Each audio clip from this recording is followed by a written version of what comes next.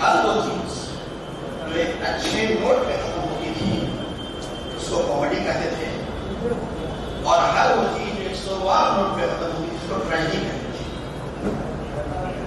اب یہاں پہ ایک سوال بتائیں کہ who inspired the play؟ دانتے کو کس نے انسپائر کیا؟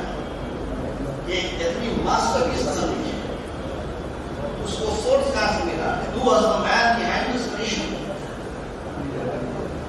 اب یہاں پہ جو میں بات آپ لوگوں کو بتانے والا وہ آپ سب کو حیران کر دے گی۔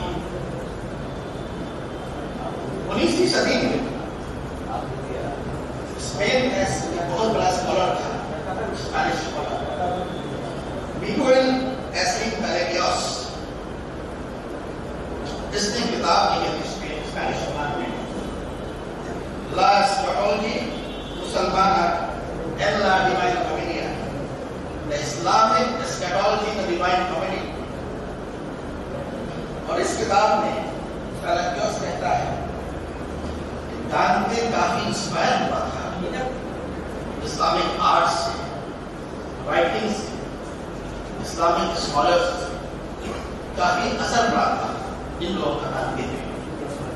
اور تقریباً دانتے سے تقریباً 1 سال پہلے لیٹن زبان میں ایک اور کتاب لکھی گئی، اس کتاب کا نام تھا لائبر اسکلائی میگومیٹی، The Ascending Ladder of Muhammad، نزول کا واقعہ معراج۔ اور یہ وہ کتاب تھی لائبر اسکلائی میگومیٹی جس نے انسپائر کیا دانتے کو کہ اتنی بڑی ماسٹر پیس لکھی ہے اپنی نظر میں ڈیوائن کامیڈی۔ ڈیوائن کامیڈی میں دانتے نے ہلکا سا نقشہ کھینچ دیا گیا۔ ایک بہت بڑے پلے رائٹر تھے انگلش کے T S Elliot.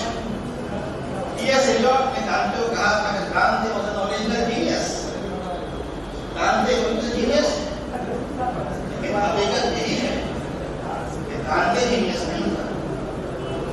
Genius, original genius ہمارے نبی پاک کی ذات تھی، اور ان کی وہ حدیث معراج کی واقعہ معراج جس نے پورے یوروپ کے نقشے کو بدل دیا، یہی وہ کتاب ہے جس نے دانتے کو انسپائر کیا۔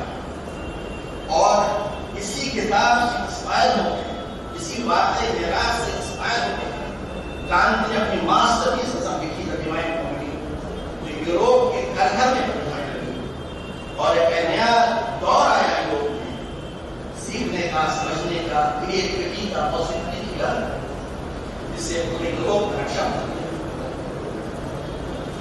کیونکہ میں میڈیکل فیلڈ کو بلانگ کرتا ہوں، میں 3 لوگوں کا نام لیتا ہوں جو میرے فیلڈ میں تھے، قاسم الزہراوی، ابن حسینہ اور ابن نفیس۔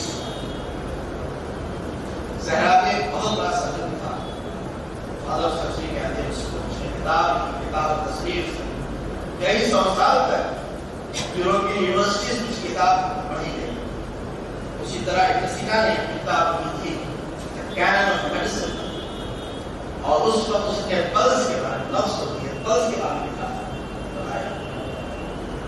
ابن نفیس نے پورا کارڈیو پلمونری سرکولیشن جو ہوتا ہے باڈی کا، اس کی وضاحت کی۔ یہ الگ بات ہے کہ 17ویں صدی میں آ کر کے بھی یہ محاربے نے پورا کریڈٹ لے لیا، وہ فادر آف ماڈرن فزیولوجی بن گیا۔